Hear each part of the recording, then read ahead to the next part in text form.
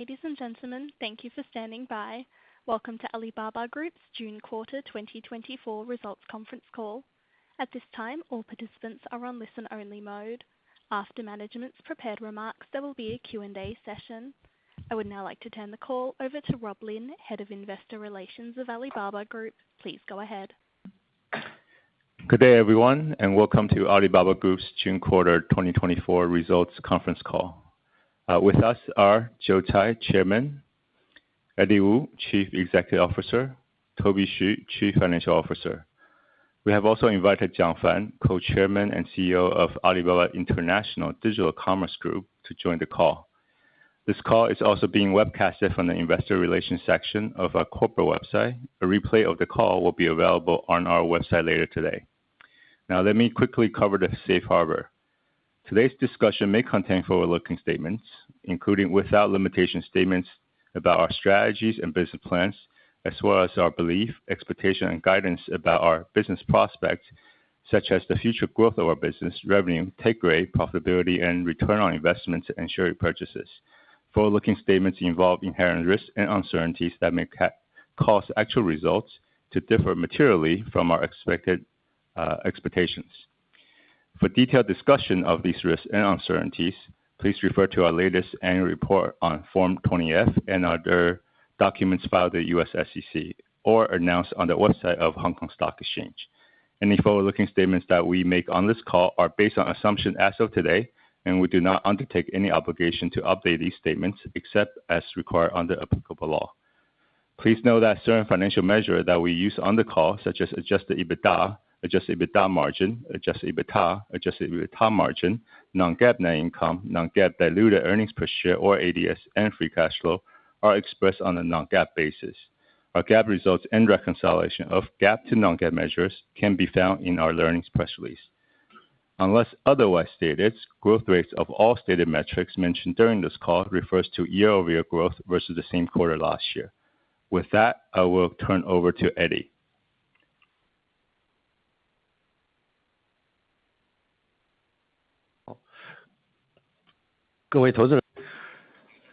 Hello, everyone.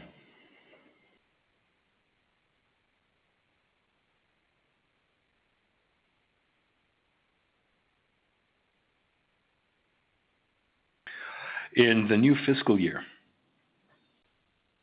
our strategies of user-first and AI-driven are starting to bear fruit.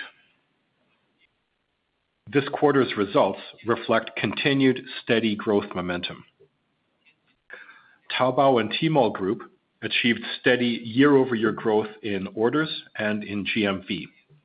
Alibaba International Digital Commerce, AIDC, revenue maintained strong growth.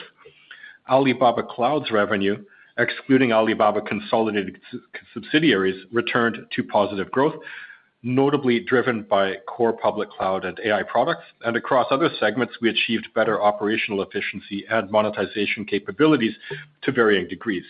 This drove significant improvement in some loss-making businesses. Taobao and Tmall Group maintained its user-first strategy and continued to invest in key capabilities, aiming to deliver quality products and services at attractive prices across diverse shopping needs of consumers. This quarter saw steady growth in GMV and order volume, driven by a notable increase in purchase frequency. Internal and external data about e-commerce players' market share dynamics indicates a positive trend in our gradual market share stabilization, further validating the effectiveness of our investments in user experience. 88 VIP members reached 42 million by quarter end. We will continue to explore and improve program benefits, product offerings, and service experiences for this expanding premium member base.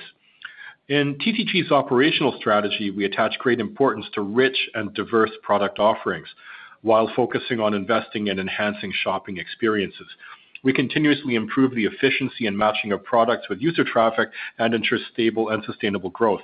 As orders and GMV continue to grow, we're advancing monetization step by step, including the launch of our new marketing tool, Quanzhan Tui, Through algorithm upgrades, we aim to enhance the efficiency of merchants' monetization while also improving the efficiency of traffic utilization and conversion of user traffic to purchases on our platform. We expect CMR growth to gradually align with GMV growth over the coming quarters.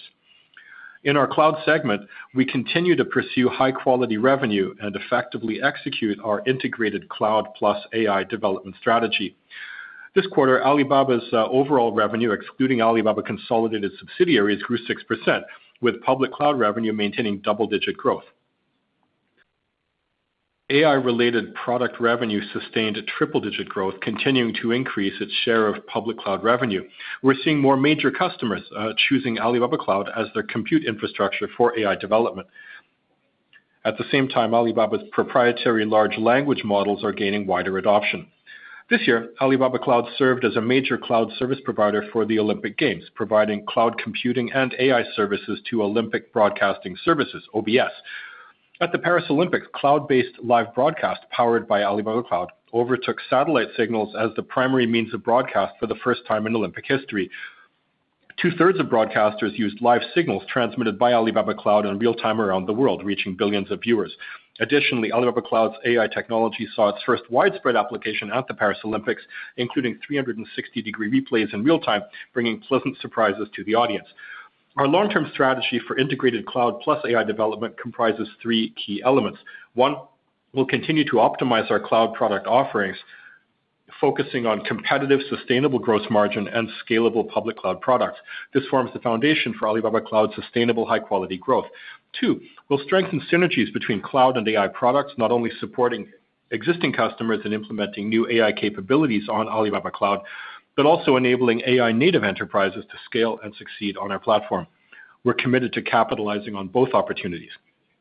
Three, we'll continue to invest in R&D and AI CapEx to ensure the growth of our AI-driven cloud business. Looking to the medium and long term, we're confident that Alibaba Cloud's overall revenue, excluding Alibaba consolidated subsidiaries, will return to double-digit growth in the second half of the fiscal year with gradual acceleration thereafter. Through intensive R&D investment, we aim to sustain profitable growth while establishing ourselves as a leading cloud service provider for AI with healthy profitability and market share leadership. In international e-commerce, AIDC delivered 32% revenue growth this quarter. Our international business segment comprises a diverse business matrix, integrating both cross-border and local operations, as well as B2B and B2C formats. This presents numerous opportunities in terms of both operational models and market expansion potential, and Xiangfan will provide a more detailed update momentarily. Beyond e-commerce and cloud, we've implemented strategic realignments across our key internet technology businesses through a thorough evaluation of their product capabilities and market competitiveness. While maintaining product competitiveness, most of these businesses will now place a higher priority on monetization. This quarter, we've already seen these businesses significantly improving profitability, and we expect this trend to continue in the coming quarters. We expect most of these businesses to break even within 1 to 2 years and gradually contribute to profitability at scale. This new fiscal year is a pivotal one for Alibaba as we set our strategic direction and realize the successes of our transformation. We are fully confident in Alibaba's sustained healthy development into the future.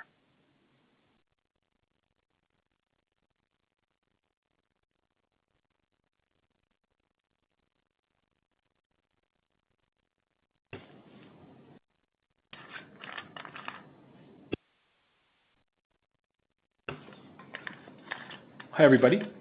It's my pleasure to share with you AIDC's latest business progress.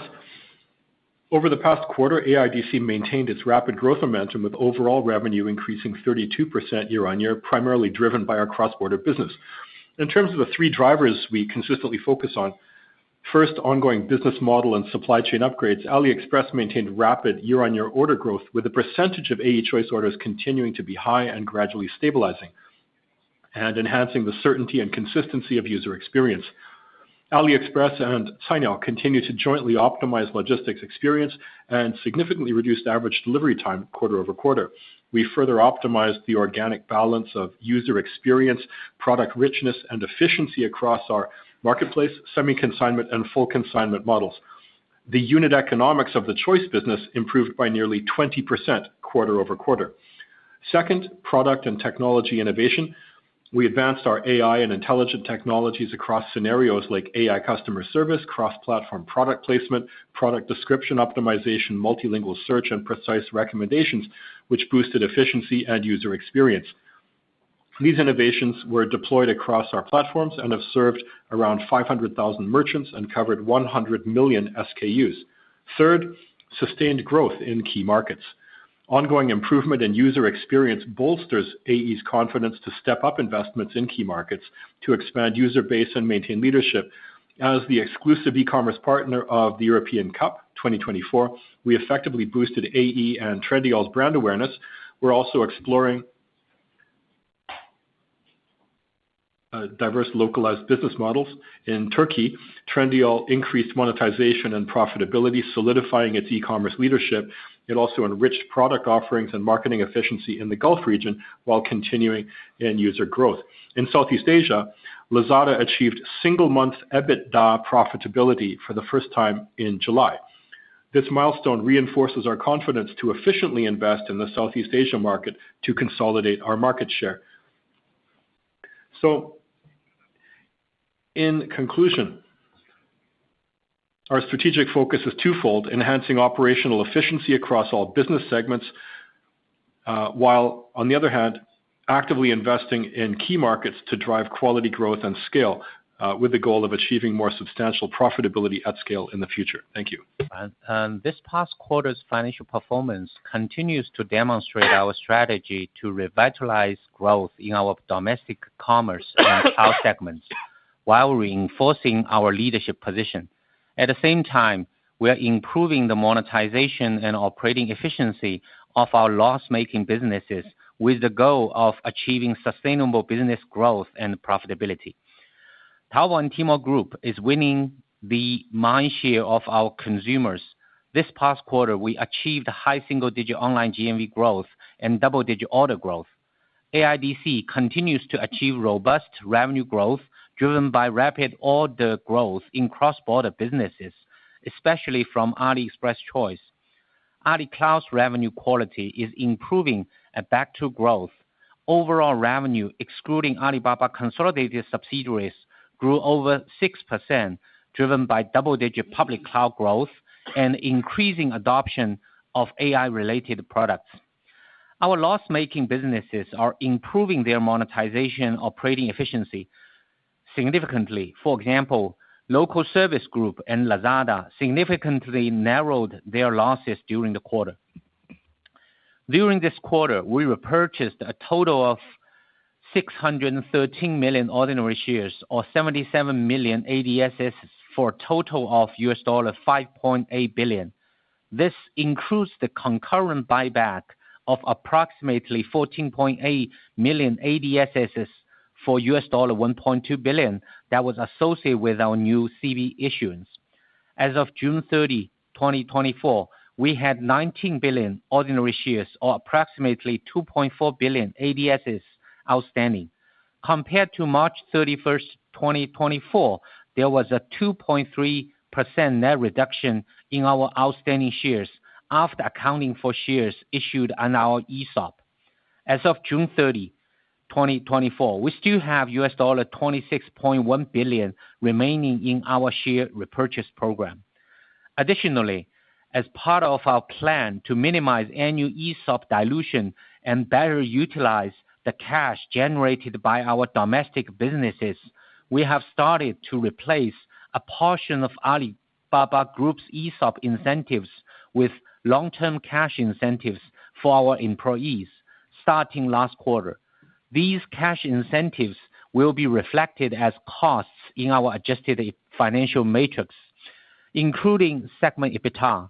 While this change in compensation structure will lower adjusted EBITDA, it will also result in less ESOP dilution in the future. Total revenue on a consolidated basis, total revenue was RMB 243.2 billion, an increase of 4%.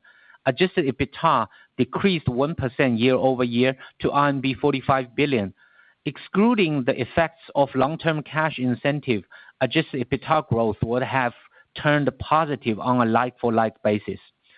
Our non-GAAP net income was RMB 40.7 billion, a decrease of 4.2 billion or 9%. Our GAAP net income was RMB 24 billion, a decline of 9 billion or 27%, primarily due to a decrease in income from operations and increase in impairment of some investments, partly offset by the mark-to-market changes from our equity investments. As of June 30, 2024, we continue to maintain a strong net cash position of RMB 405.7 billion or $55.8 billion.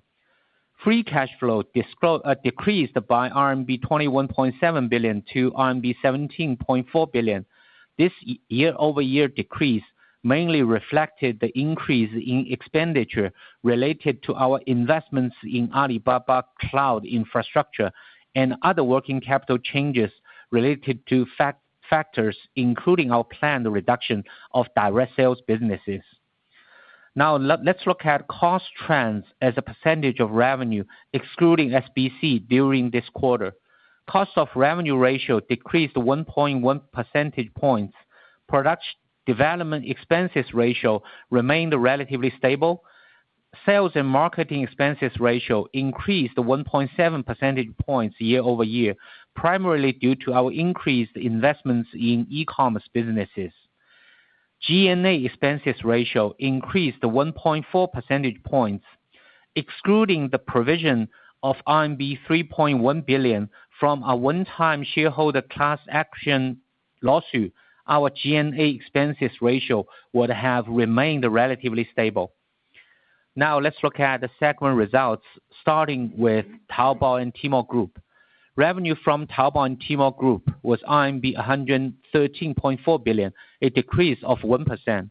Revenue from our China commerce retail businesses was RMB 107.4 billion, a decrease of 2% compared to 109.8 billion in the same quarter of 2023.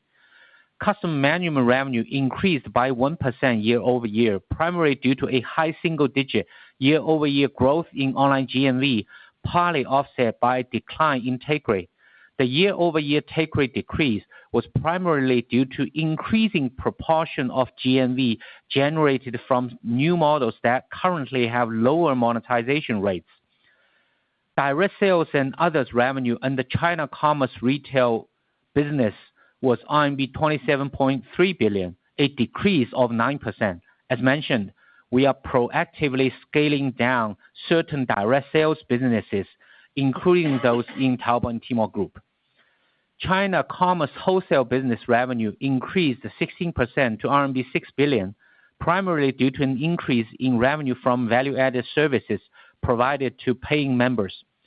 Taobao and Tmall Group adjusted EBITDA decreased by 1% to RMB 48.8 billion, primarily due to the increase in investments in user experience and technology infrastructure, partly offset by the narrowing losses in certain businesses. This increase in investment led to better consumer retention, increased purchase frequency, and positive feedback regarding the overall shopping experience. Revenue from Cloud Intelligence Group was RMB 26.5 billion, an increase of 6%. Overall revenue, excluding Alibaba consolidated subsidiaries, grew over 6% year-over-year, driven by double-digit public cloud growth and increasing adoption of AI-related products. AI-related product revenue continued to grow at triple digits year-over-year.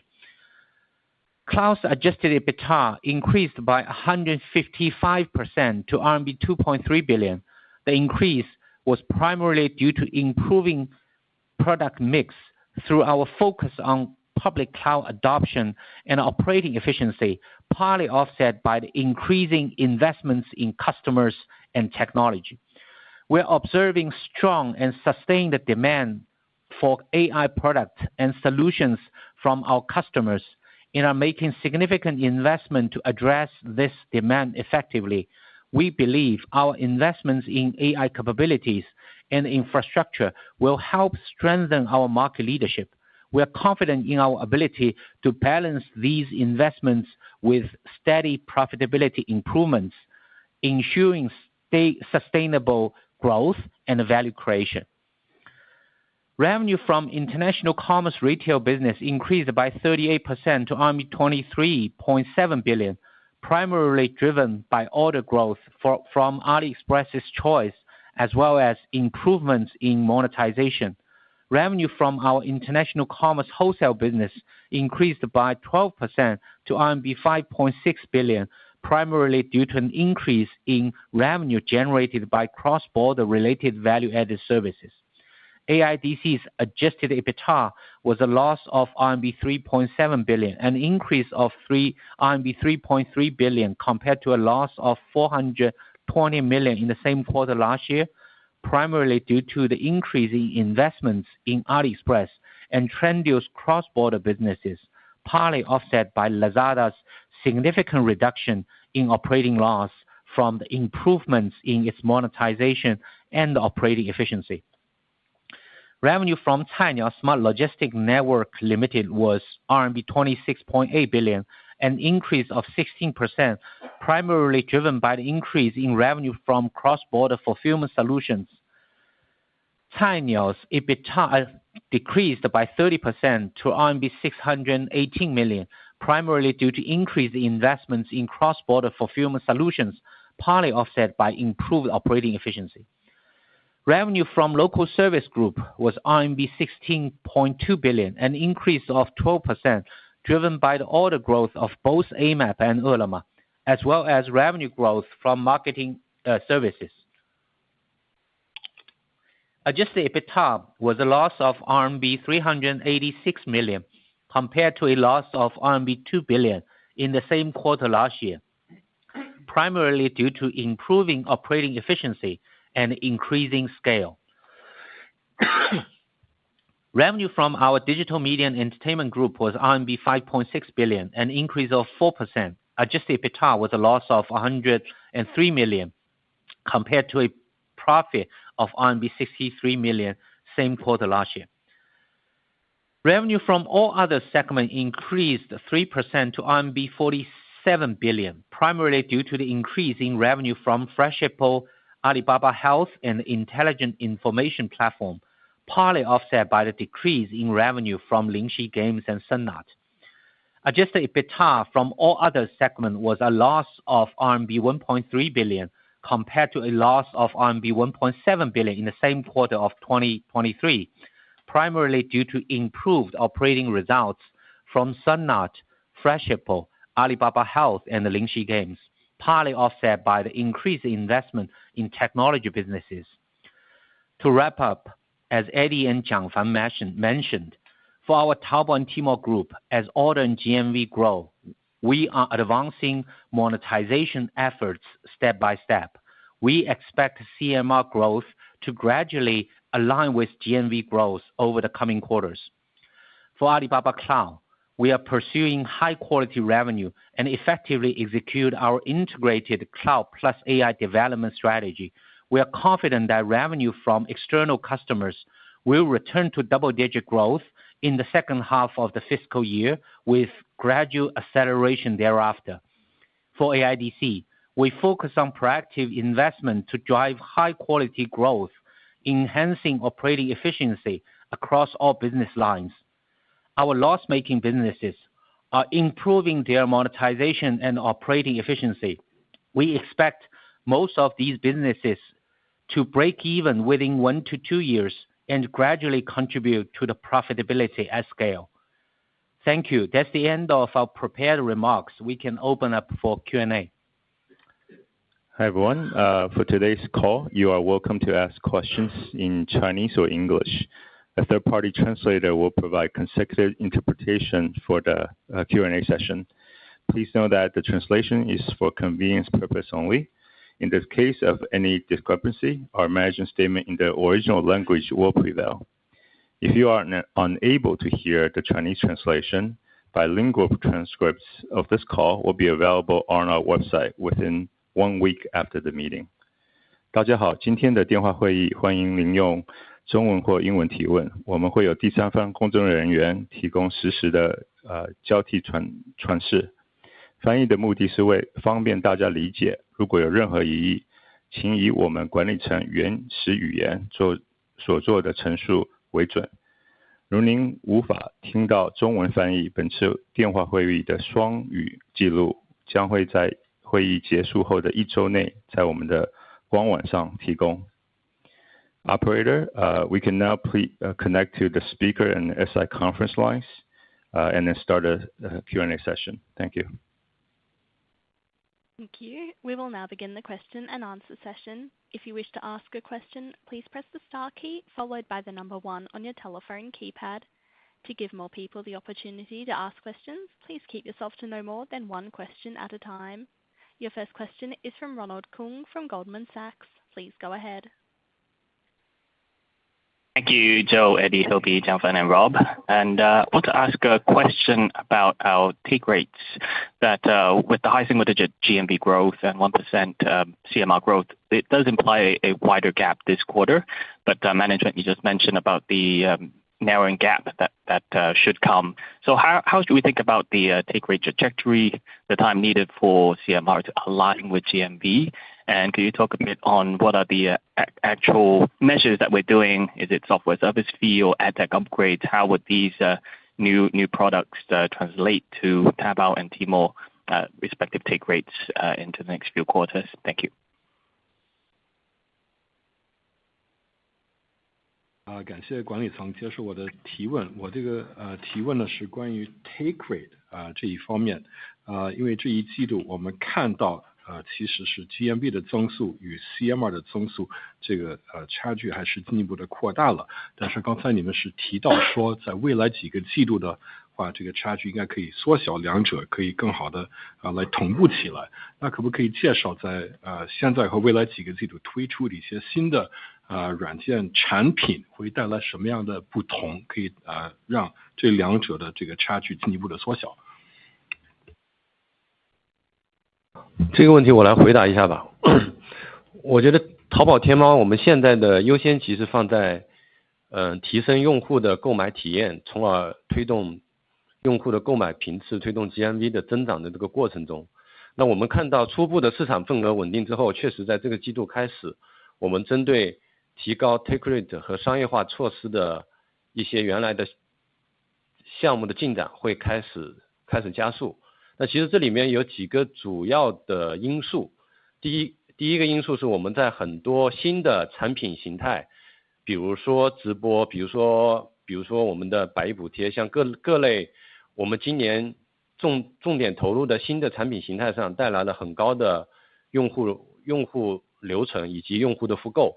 但这些新的产品和商家的变现以及商业化的这些产品是需要一定的时间去推动的。那这也是我们后面这个季度会去逐渐推动的这个过程。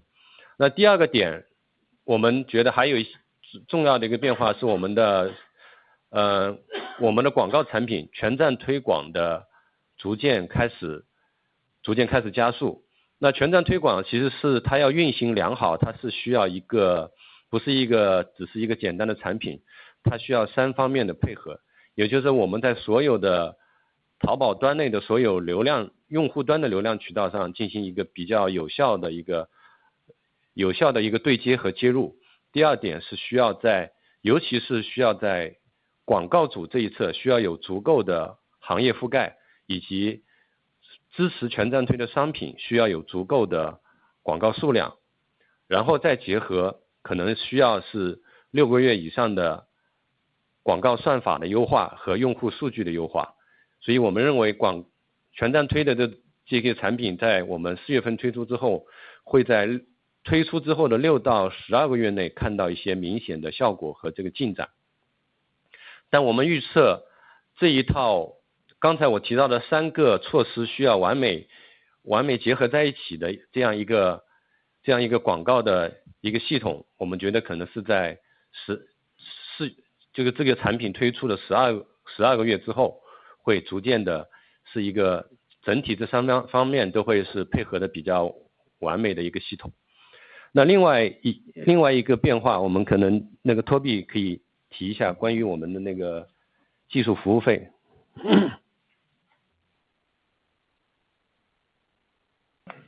好，那 Thank you. This is sorry. Eddie, and I'll take that first before handing over to Toby. In the Taobao and Tmall group, the priority at present very much has been on enhancing the user shopping experience so as to drive heightened purchase frequency and GMV. Now, as market share stabilizes, which is what we've certainly seen this quarter, we can start to accelerate the pace of our monetization efforts. But there are a few factors that you have to look at. First of all, the various new products we've launched, including live streaming and including the 10 billion yuan subsidy program, have resulted in high user return and return to platform and high user repurchase rates. But it's going to take a bit of time to roll out the new monetization approaches and products and for them to gain traction. But that's certainly what we're looking at doing over the coming few quarters. The second thing to look at is our new advertising product, Quanzhan Tui, that we're introducing. Of course, in order for this to achieve solid performance, you need more than just that product in place. You need effective coordination and synergy across three different pieces. The first being user traffic on the Taobao platform. The second being having sufficient number of advertisers taking part across a sufficient number of different sectors with sufficient coverage of different kinds of products. And then beyond that, it'll take, say, 6 or more months to fully optimize the algorithms and also to optimize the user data. So starting from the rollout of Quanzhan Tui back in April, it's likely to take something like 6 to 12 months of work to bring all of those different things together to achieve really solid progress and sizable growth. So in short, for those three different things to come together and for this all to really be working well, likely looking at something like 12 months from the initial launch date. And then to that, I'll hand over to Toby to also say a few words about technology service charge. 好的，那我很快介绍一下关于这个技术服务费哦，因为之前大家可能也看到了我们这个计划在9月份开始对在淘宝跟闲鱼的商家征收一个技术服务费1600的这样一个基础的软件服务费。那这部分的征收是按照一个这个商家的确收 GMV 来征收的。那这个收费比例呢，我们会在全面考量行业惯例并采纳商家的一些反馈后开始实施。那目前的预计是9月份。那么这个征收的我们也同时会充分考量中小商家的情况，所以对于年度 GMV 低于一定这个金额的中小商家，我们会全额退还他们的年度服务费，或者提供一定额度，帮他们在淘宝平台上拓展客户群，增加他们的 GMV。那我们预计这个服务费的收取将会在这个财年的剩下来，就9月之后的这个7个月内逐步的开始贡献收入啊，这是一个对这个服务费的一个介绍。Yes, this is Toby. Just to add regarding the technology service charge that we started talking about charging as of September on Taobao and on Idlefish at a rate of 0.6%. And that is to be calculated on the basis of actually received GMV, actually received by the merchants. And we've come to this decision in consideration of both prevailing market practice as well as opinion of our merchants, feedback from our merchants. Of course, we will have special measures to take good care of our SME merchants in particular, those whose actual annual GMV is below a certain threshold can either have that refunded or will find other ways to provide assistance to them to expand their customer base and grow their GMV to that threshold. So I would expect that with this starting as of September, you can expect to see this making a difference in the financials over, say, the next 7 months of this present fiscal year. Next question, please. The next question is from Alicia Yap from Citigroup. Please go ahead. Hi, good evening, management. Thanks for taking my questions. I have a questions on your AIDC business. How does management think about the overall competitive landscape now, and how will that evolve over time? What are the competitive advantage of AliExpress for both the merchants and consumer that will help you defend your market position in some of the important countries? And then a follow-up on that is with Lazada seems to be turning profitable starting in July. Is that a time frame that you target to achieve profitability for AliExpress as well? Thank you. 好， 管理层晚上 好， 感谢接受我的提问。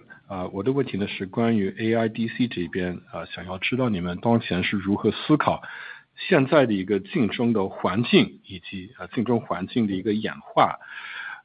我们在商家端和消费者端有什么样的一些优势，有利于呢我们维护好我们在中央市场的市场地位。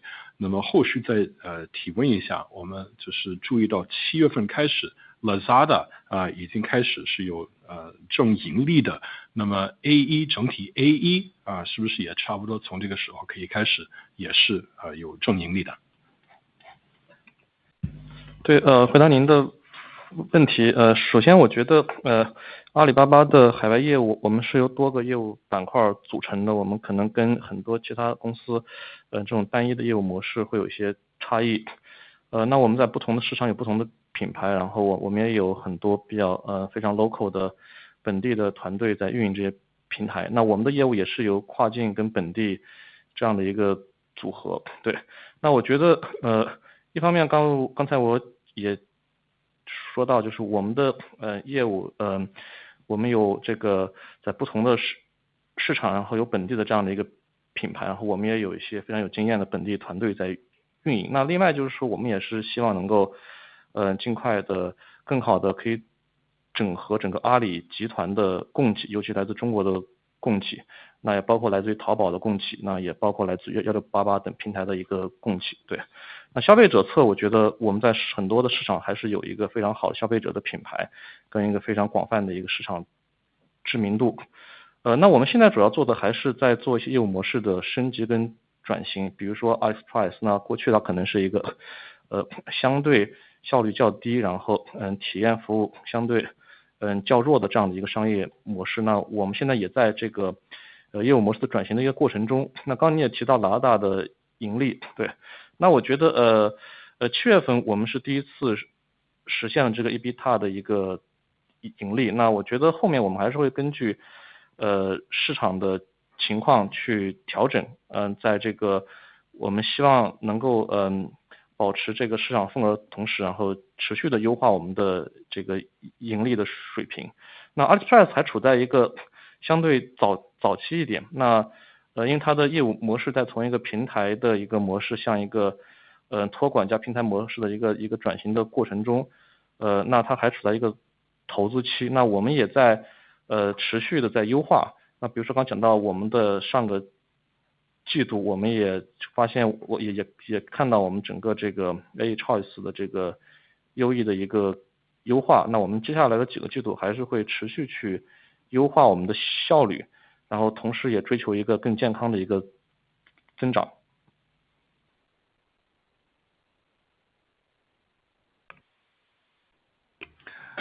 Thank you. This is Jiang Fan. Well, the first thing I would say is that AIDC, unlike some of the other businesses within the Alibaba Group, comprises a number of different types of businesses. It's not a single business. We're present in many different local markets with local brands in those markets, with local teams operating them. And overall, AIDC is really a combination of both cross-border and local business. So something that we're working on in that broader context of being in different markets with different local brands, local experienced local teams operating them, is we're working on integrating and sharpening our integrating supply, especially supply from China, and sharpening our advantage around supply, product supply out of China. On the consumer side, I think certainly one advantage we have is very good consumer brands with high brand recognition. Certainly also working very hard to enhance the user experience on AE. In the past, AE was perhaps a low efficiency kind of platform that too often offered consumers a relatively poor user experience, but we've been working very hard on improving that. As for Lazada, yes, as you noted, as I said earlier, we were EBITDA positive for the first time for a single month in July of this year. And, we'll continue to make adjustments as we have there, while preserving our market share, finding ways to enhance efficiency and increase our profitability. AE Choice is an important model that we've been investing in, and it's taken time to get to where it is. UE continues to optimize in respect of AE Choice, and over the next few quarters to come, we'll continue to make those efforts to drive higher efficiency and achieve high quality growth. Next question. The next question is from Thomas Chong from Jefferies. Please go ahead. Hi, good evening. Thanks management for taking my question. My first question is about Stock Connect. Can management comment about our thoughts about the status of dual primary listing and the chance of going into Stock Connect? And my second question is about our cloud business. Given that we are expecting the cloud as external cloud revenue to back to double-digit growth in the second half of fiscal year and accelerate going forward. I just want to get some color with regard to our AI revenue contribution. What's the goal that we are looking for in the long run coming from AI? Thank you.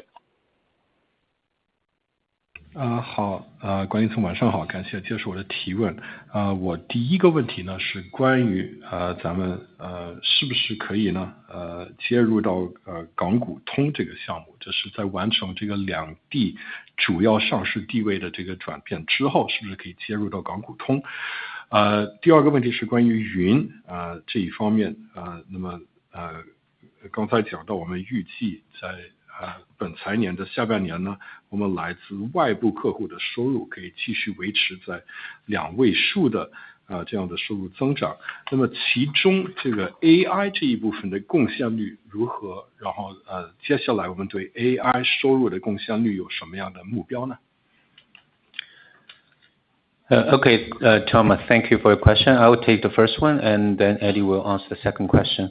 And regarding your question about the Stock Connect, I guess your question is about the primary conversion at our end. Currently we are actively pursuing Hong Kong primary listing. We will have an AGM on the 22nd of August, so we have a proposal that's subject to the shareholders approve. And then, we are aiming to complete the conversion process, after we obtain approval from the shareholders and get it completed before the end of August. Then, join the Stock Connect, it was still subject to, the different exchanges sort of like, process. So that's, what we understand is procedure, just a procedure to go through. So that's the update on the status. 好，谢谢你的提问，我是 Toby， 我先回答第一部分的问题，那么第二个问题呢，待会儿交给 Eddie 来回答。那么你提到这个是否接入港股通，我想你的问题呢，问的是关于我们在香港转变为主要上市地的这个地位，那么这是我们正在寻求的一种转变。那么实际上在8月22号，我们即将呢召开我们的股东大会。那么现在呢，股东大会那边有这样的提案，那么还是呢需要广大的股东呢加以批准。那么如果这次股东大会能够予以批准之后的话呢，我们预计可以或者争取在8月底的时候可以完成这个主要上市地的这个转变。那么至于之后如何接入港股通，这个还是得呢去履行各个不同的交易所他们的一些不同的规则下的一些程序。那么这个应该就是按照程序来做，就是可以实现的。好，那个第二个关于云的问题我来回答一下。我们现在确实看到我们的云的客户对于 AI 相关产品的需求非常旺盛，而且我们现在从客户的 pipeline 角度上看，也还是远远没有满足他们的这个需求。所以我们现在的预期，在我们的外部客户的收入在财年的下半年回到2位数增长，这个预测还是比较明确。那我们这里面的 AI 产品相关的贡献的收入，其实从数据上来看，我们会看到大部分的增长，大部分的增速其实是来自于 AI 产品的相关产品的增速。因为我们现在一方面行业也看到了，就是说整体这个行业以 CPU 为核心的传统的云计算市场的增速现在还是比较有限。那大量的客户的新增的 IT 需求基本上是集中在以 GPU 为核心的 AI 相关的这些产品上面，所以我们的增速的带动大部分还是应该超过一半以上吧，都是来自于我们的相关的 AI 产品带来的营收的增长带来的。Thank you. This is Eddie. I'll take your second question about cloud. There's very, very robust demand among our customers for AI and AI relevant products. And if you look at the pipeline, you can see that demand is still far from being satisfied. So we think it's a very clear-cut trend that revenue from external customers will achieve double-digit growth in the second half of the fiscal year. In terms of the breakdown of that AI product revenue,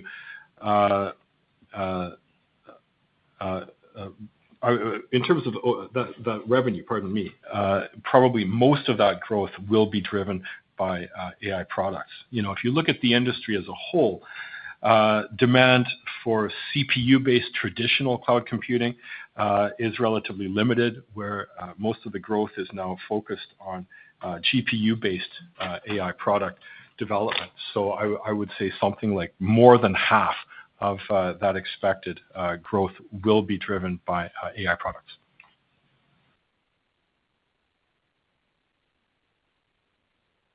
Next question, please.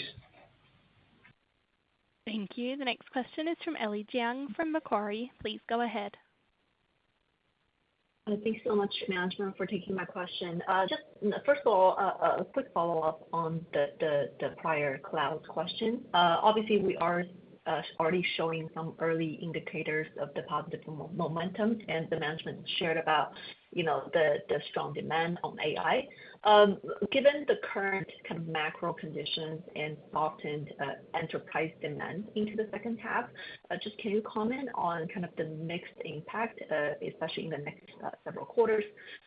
And then also the second question is on the Taobao Tmall GMV reacceleration. So we're encouraged to see our overall GMV momentum catching up, and actually for the second quarter we already caught up to the industry pace reported by NBS.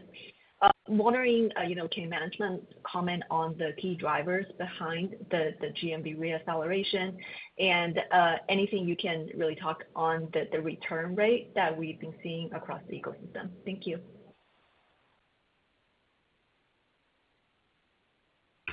管理层晚上好，我提两个问题。第一个问题是就着刚才讲的云这一板块后市在提问，我们确实看到初步的一些迹象表明这一方面有非常积极正向的发展势头有很强劲的需求。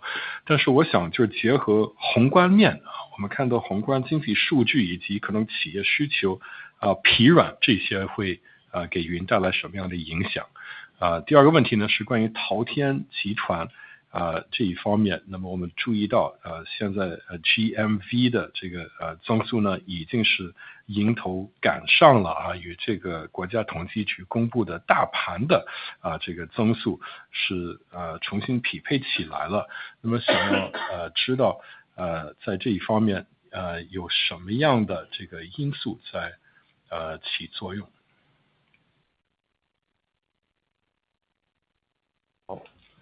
关于云的问题，我先来回答吧。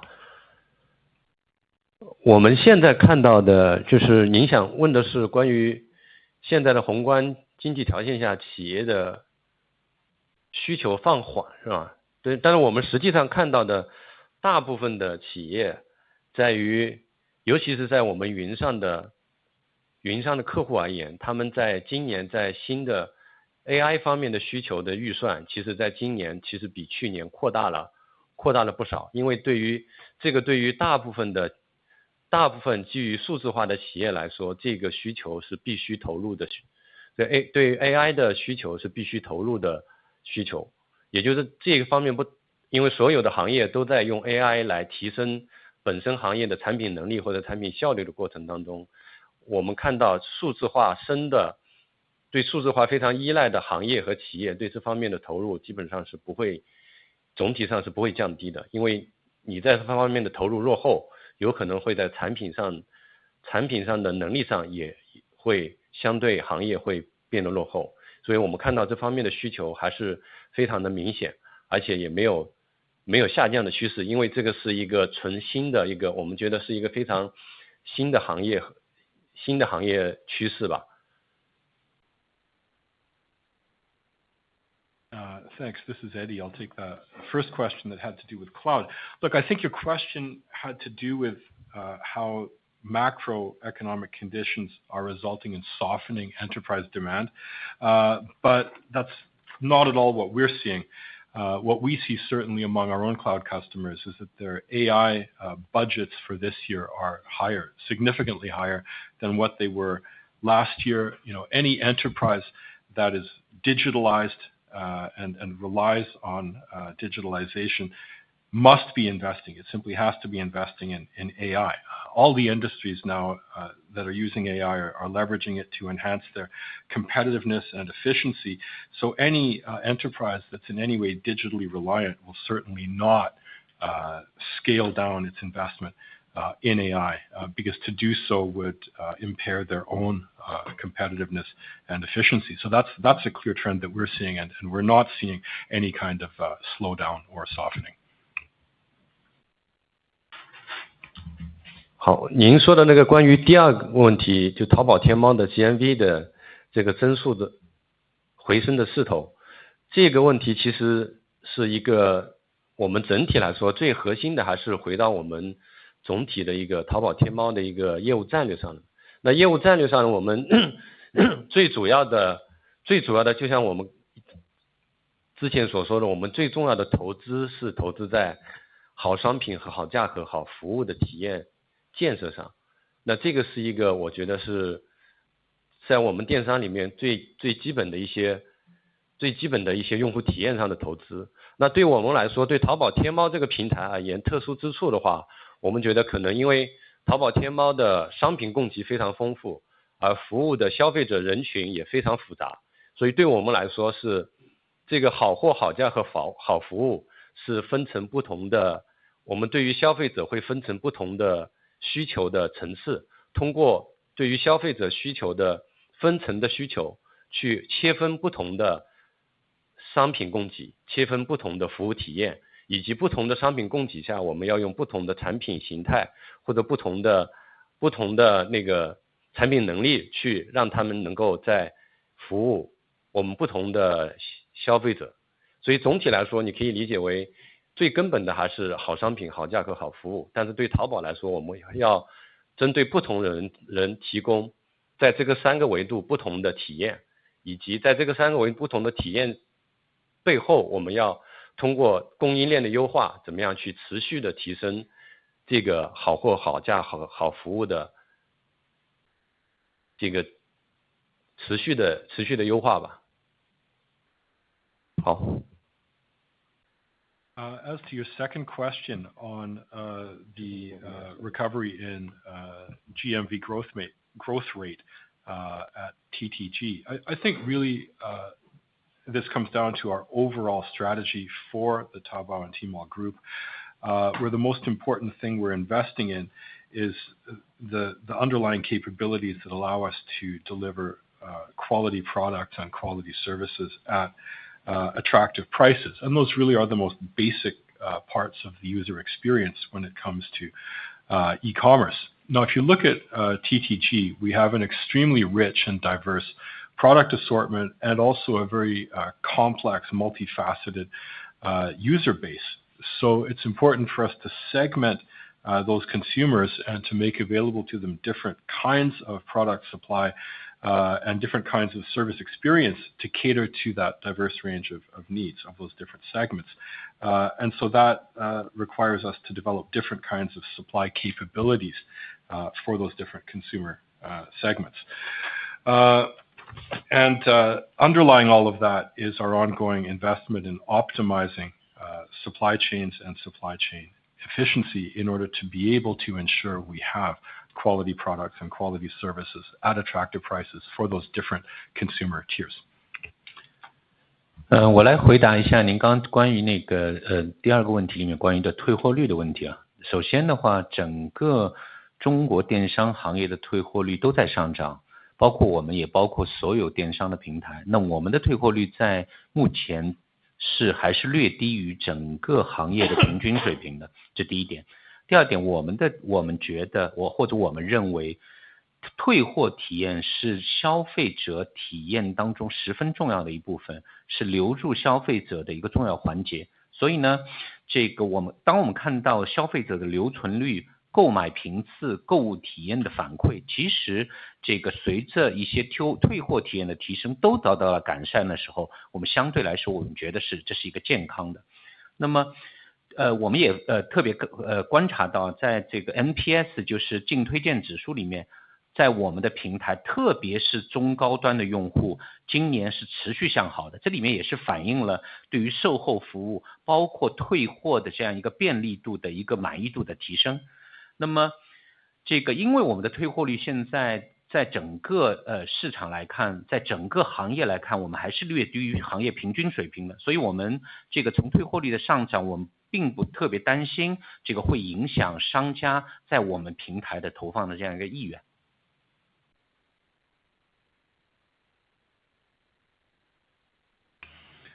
Thanks. This is Toby, and I'll take that other question about return rates. Purchase return rates are increasing across the industry as a general trend. But in the case of Alibaba, our return rate is slightly lower than the industry average. The second thing I would say is that the return experience is a very important part of customer experience overall. And when the consumer has a good experience around returns, that's going to be favorable for increasing retention and purchase frequency. And I think it's important to note that on our platform this year, if you look at Net Promoter Score, NPS, especially among mid and high tier consumers, our NPS has improved considerably. So again, our return rate is slightly lower than the overall market average, and I certainly don't think that that's going to discourage merchants from investing and doing business on our platform. Next question. Thank you. The next question is from Gary Yu from Morgan Stanley. Please go ahead. Hi, good evening. Thank you for the opportunity to ask questions. My question is regarding management comment about some of these loss-making business aiming to reach break even in the next 1 to 2 years. Could management share more detail in terms of individual segments, including local services, AIDC, as well as most of the retail business under the all other segment? How should we look at the timing of kind of break-even target in the next 1 to 2 years individually? Thank you. 感谢管理层接受我的提问。管理层说，我们现在很多的亏损业务预计呢在1-2年之内可以实现盈亏持平。那么想要知道能不能就是分解来讲不同的分布，比如说本地生活，或者是比如说 AIDC 里面不同的这些业务，大概在1-2年的时间里面，什么时候可以实现这个盈亏持平？ Okay, thank you, Gary. I'll take that question. I think what Eddie and I was explaining is except for Taobao and Tmall, that's sort of like the core businesses we mentioned previously, including Taobao, Tmall Cloud, and the AIDC. All the other businesses, some of those businesses are still loss-making at this stage, and they will be ramping up their efficiency and monetization, and sort of reduce their losses significantly in the next year or so, or 1 or 2 years, and to reach break even.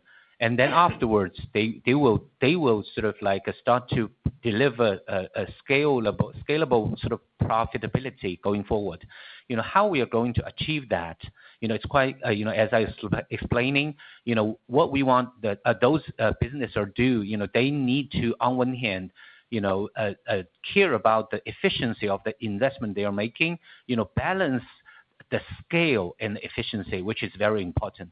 Secondly, they, on one hand, that they are making investment, they also need to care more about monetization. So it's critical they enhance the monetization rate, using their business model. So with both more income and the sort of higher efficiency in the spending, they are moving towards the break even and profitability.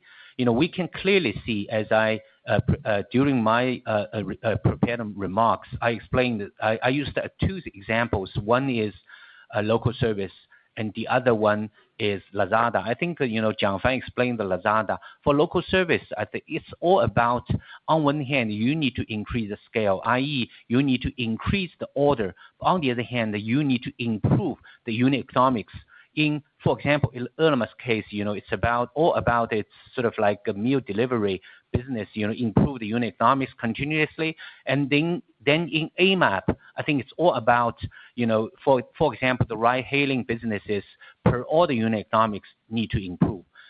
So with the both scale and efficiency improve, we are we are able to reducing the losses very significantly and moving towards the profitability. So I think this is pretty much how this business will execute and move towards profitability.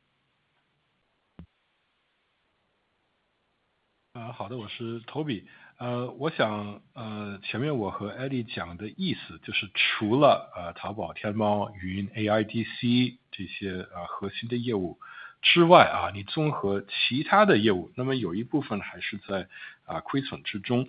那么接下来他们会就是大幅提升他们的效率大力推动商业化，那么以此呢能够缩小亏损，大概在这个1-2年之内预计可以实现盈亏平衡。盈亏平衡以后呢，他们可以逐步的来为集团呢这个带来规模化的盈利贡献。那如何实现这一点？那么首先就是这些业务它要进一步的投资于提升经营效率要平衡呢规模与效率，这种平衡非常的重要。第二点，它要更多的关注商业化率的问题，就是说它投资它花钱要提高它的效率同时要提高它的商业化率，这样可以走向盈亏平衡最终是正盈利。那么在我刚才的发言中，我就是提到2个例子，一个是本地生活，一个是 Lazada。那么蒋凡也是解释了Lazada 这些计划。就本地生活而言需要提高规模提高订单量，同时要改善U1。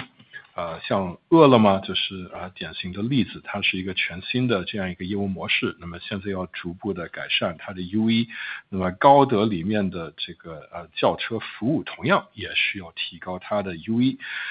那么当规模与效率两方面都得到改善以后呢，这些公司这些业务相信它是可以呢大幅降低它的亏损，来走向正盈利。Next question, please.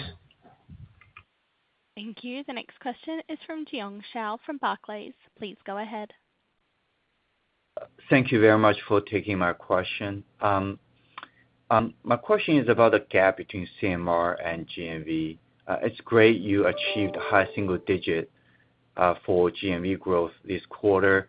The gap between the two appears to be high single digit as well. Is that a high watermark going forward? Especially you recently launched the 全站通, and especially when you start to charge a technology service fee starting in September. Any comments would be great. And related to that, I think Toby talked about 0.6% of GMV for the technology fees, but some of the smaller merchants, you're going to waive that. I was wondering, is that sort of a net number in terms of percentage of GMV you think the technology service fees will bring to CMR? Any clarification would be great. Thank you.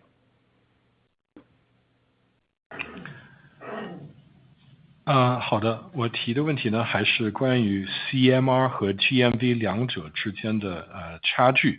那么非常好，本季度呢 GMV 的这个增速呢是达到了高的单位数，但是呢看来呢 CMR 与 GMV 之间的差额也是在高的单位数这样一个水平。那么请问这是不是一个可能的是以后我们会看到的一个最高的这样一个水位啊？接下来我们推出全站推，我们还开始收取技术服务费。那么 Toby 讲到这个技术服务费的话呢是按照 GMV 的6%来收的，但是有一些小商家他们可以豁免。那我们应该怎么来理解这个就是6%？是不是说这个总体 GMV 就会按照这样一个 0.6 的数字来贡献未来的这个 CMR 呢？还是应该怎么思考这个问题？ Okay, thank you for the question. I'll take that. I think, as previously, Eddie, also in my prepared remarks, I think the gap between the GMV, online GMV and CMR, reflect actually the job of the take rate. Why the take rate job? Because currently, some of the new models with a very high growth in GMV currently still have relatively low monetization, which will be ramped up in the next a few quarters, if you like. So that's why there's still a gap. As we also said, in the next few quarters, CMR growth will be at the same pace with GMV, which means take rate will start to get relatively stabilized. So that's what sort of we expecting. And Eddie explained why GMV is currently grow faster than the take rate. The reason is because by executing our strategy, we first need to invest in the consumers, get the more sort of purchase frequency from the consumers, then get the GMV growth. And as soon as we start to observe the GMV back to growth, and then the market share becomes stabilizing, we will gradually ramp up the monetization sort of like a pace. A few things we're doing, Eddie explained 全站推, which is currently be rolling out. The penetration into traffic will take a number of quarters, so that will certainly improve the take rate, which means will accelerate the CMR growth. And secondly, with this software service fee charge will also help on the sort of like the take rate. A few other sort of like measures as well. So these are all the things currently we're doing. Why we started to do it, because we see the growth are back on the GMV, and we see the sign of stabilizing, the market share. And then your question about how it is calculated for this 0.6 charge. It's on the completed transaction, completed GMV. So it's charged on the completed GMV. However, we will refund, back to some of the small and medium merchants if their annual GMV is below certain threshold. 那么其实 Eddie 也讲过这个问题，我在发言中呢，也是讲到过这个问题。你来看 GMV 与 CMR 的增速之差，那么其实反映的呢是我们的 take rate 有所下降。那么为什么会这样呢？是因为呢我们GMV 增速最快的一些业务，恰恰就是商业化率比较低的这些业务。那么接下来几个季度呢，我们会逐步的来提升，但是目前来讲确实还是有这样的一个差距存在。那么刚才我们也讲到，就是接下来几个季度呢，我们认为 CMR 的增速会和 GMV 的这个增速匹配起来，同步起来，也就是说 take rate 会相对呢就是趋于稳定。那么刚才 Eddie 解释说，我们呢是一直投资于呢这个消费者的体验我们提高它的这个购买频次，那么从此呢可以带动 GMV 的增长。那么随着我们市场份额呢趋于稳定以后，我们可以加快提高商业化。那么刚才 Eddie 还介绍说，我们这个全站推的这个推广与普及会需要几个季度来到位，那么这也会加快我们 CMR 的一个增长。另外呢我们说到开始收取呢技术服务费，这也会有利于呢提高我们的take rate。那么为什么现在开始这样做呢？因为我们看到迹象，就是说我们 GMV 的增速是恢复了，那么市场份额呢也是趋于稳定了。那么至于你说的具体如何计算技术服务费，这个会根据呢交易完成的 GMV 这个规模来计算，但是有些这个GMV 没有达到既定额度的这个小商家，我们会给他们退款。Next question. Thank you. The next question is from Kenneth Fong from UBS. Please go ahead. Hi, good evening, management. Thanks for taking my question. I have one question mainly on the financial number.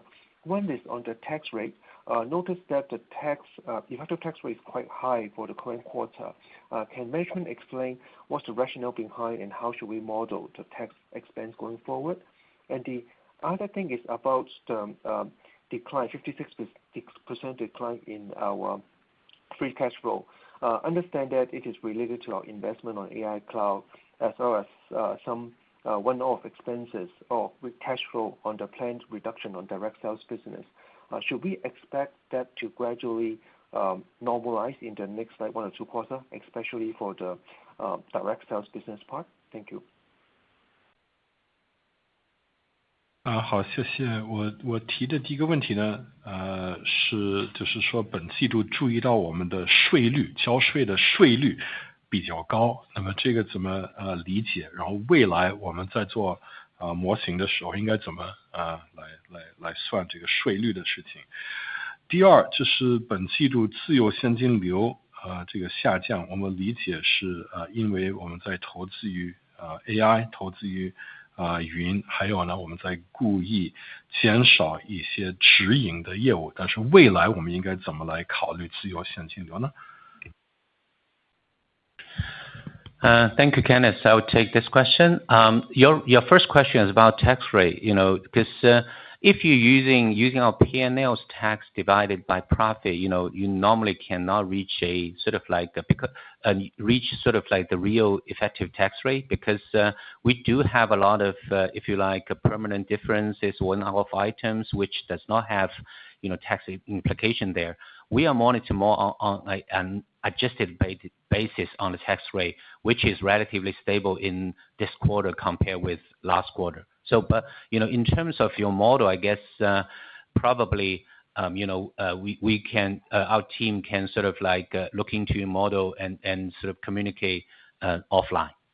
So this is your first question.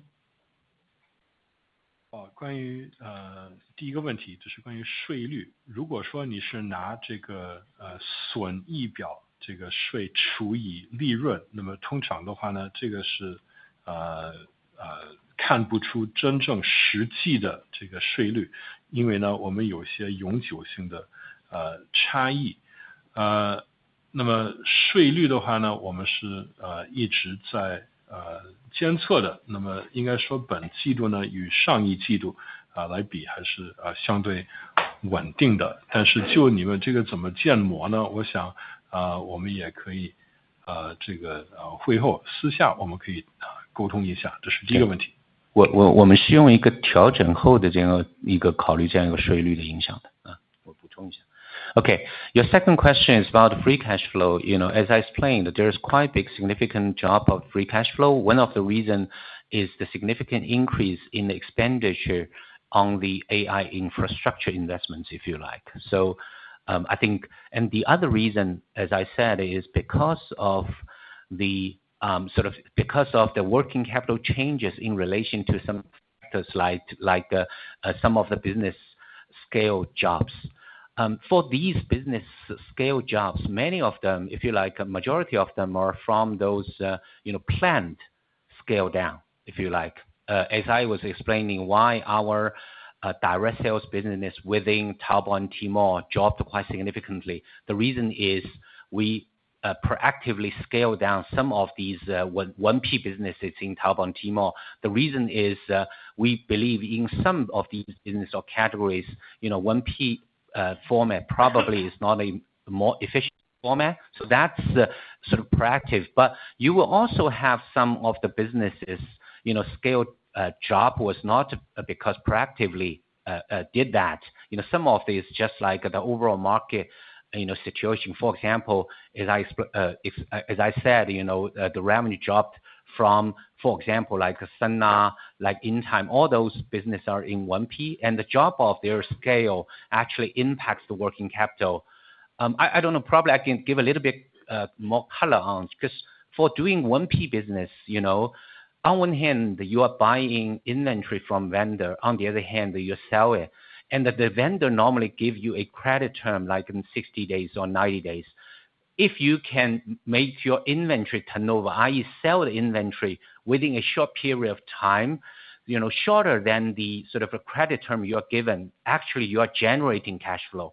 Particularly if the size is going up, you are generating positive cash flow. So on the contrary, if you are reducing the scale, it will have outflow on the working capital. But is this a permanent impact? To me, I think this is a relatively, temporary impact. During the process of reducing the scale, we will see this outflow. But when the business size became stable, we will no longer see this type of outflow. Very clear. Thank you very much. 对，这是关于这个现金流自由现金流下降。那么一方面，当然了，我们是在 AI 方面做投资，另一方面呢，这是有营运资金方面的变化，这是由于有些业务的业务规模这个缩小。那么其中有些业务规模缩小，这是我们计划中故意来缩小它的规模。比如说我们在淘宝天猫上面的一些直营业务，这是我们主动的一个选择。我们为什么选择缩小它的规模呢？是因为我们相信在这些业务当中 EP 模式未必是效率更高的。另外有些业务规模缩小并不是我们主动的选择，而是大的市场的一个表现，比如说Sonart InTime，那么这些也会影响到这个营运资金。另外我也可以展开介绍一下，就是说在这些零售业务当中，往往的话呢，你这个从供应商那里这个采购买货，你可能有60天或者是90天的这样一个支付期，那么这个其实可以为你带来呢正的一个现金流。那么如果这样的业务这个规模缩小的话呢，就等于是营运基金的某种流出但是这种影响是暂时的那么等到这个业务规模稳定了以后呢，就不再会有这种流出的存在。Next question. Thank you. The next question is from James Lee from Mizuho. Please go ahead. Great. Thanks for taking my question here. My question relates to AI, more big picture question for you guys. Can you guys talk about maybe implication of open source large language model, how that impact the adoption of AI in China? And also, how should we think about large language model as that transition into agents? And how do we think the use cases may change for your merchants and customers? Thank you.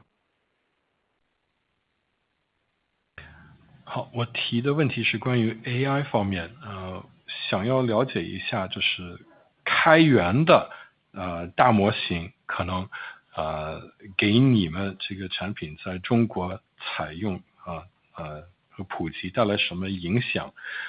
另外想了解，当这个大模型转换成为这个代理 agent 的时候，又会带来什么样的不同？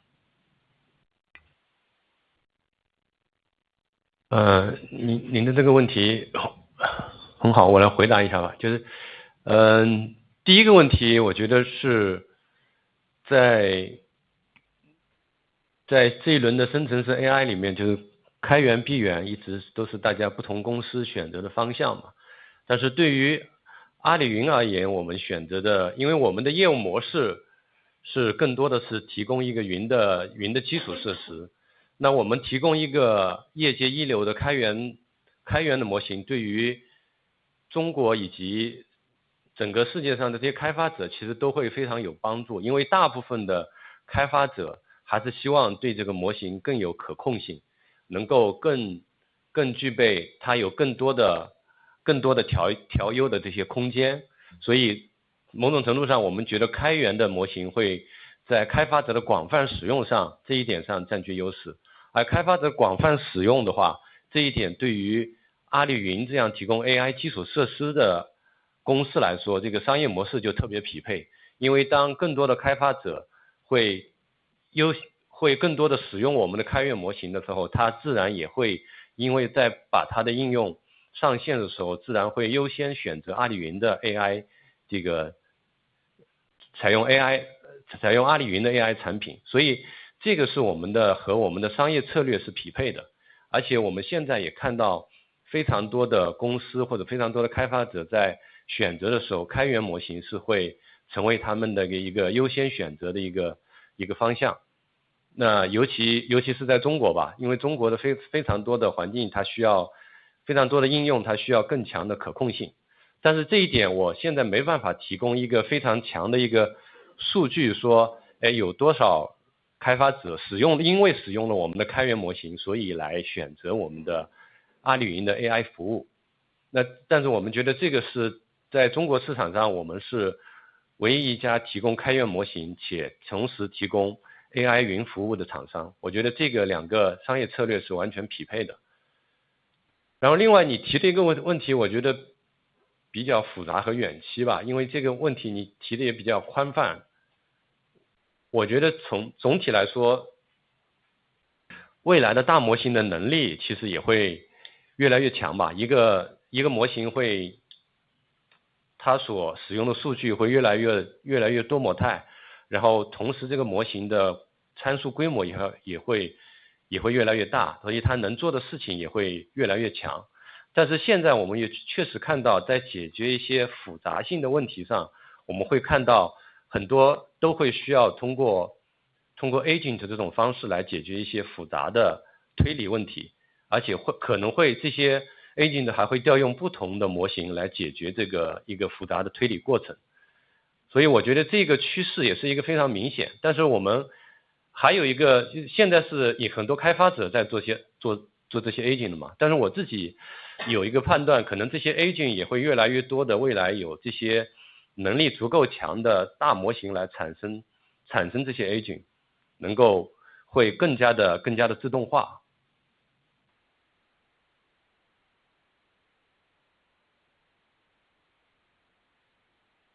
Thank you. Well, on your first question, in this recent wave of generative AI development, different companies have made different choices around whether to develop open or closed source models. Alibaba Cloud is itself a cloud service provider. So the clear choice for us has been to develop open source large language models. That's very helpful, of course, for developers. Developers want more control. They want more scope to optimize. So we feel that providing open source large language model to developers is advantageous for them. And that, of course, very much fits into our own strategy because we are a cloud service provider. So it's doubly advantageous.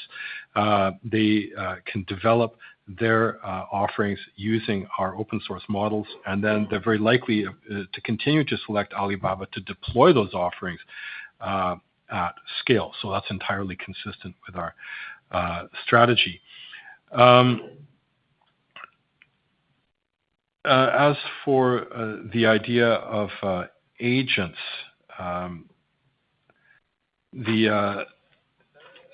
models are becoming larger, more and more multimodal, with more and more parameters becoming stronger and more capable.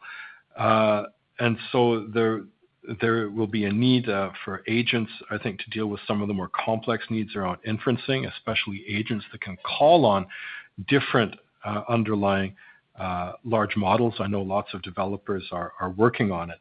But I think going into the future, this kind of development will become more automated. Let's open to the last question. Thank you. The last question is from Yusuf Squali from Trust. Please go ahead. Thank you very much. That's Yusuf Squali from Truist. So just on the follow-up on the AI question, one, if I look at your CapEx, it's more than doubled year on year in Q1. Number one, is that a good run rate to work off of for the rest of the year? And number two, as you look at the return on those investments, can you help us just understand your framework of reference? One of the key questions we often get here, at least in the US, is the ROI associated with these AI and kind of the timeline or the time or framework around which you kind of expect these investments to start bearing fruit, and maybe give us examples of where you're seeing early green shoots. Thank you. 好，这是最后一个问题啊。我的问题还是关于 AI 这一方面的。那么就是我们看到你们的资本开支啊，这个应该是翻了一番还多啊。那么想要知道这本财年剩下的时间，这是不是一个合理的收入运行率，还会继续是这样子下去的吗？那么第二个问题就是说，在美国我们经常会谈到这种投资的一个投资回报率，这个 ROI。那么你们认为你们在AI 方面这些 CapEx 什么时候会开始带来真正的投资回报或者说在哪些领域当中我们已经开始看到有所萌芽呢？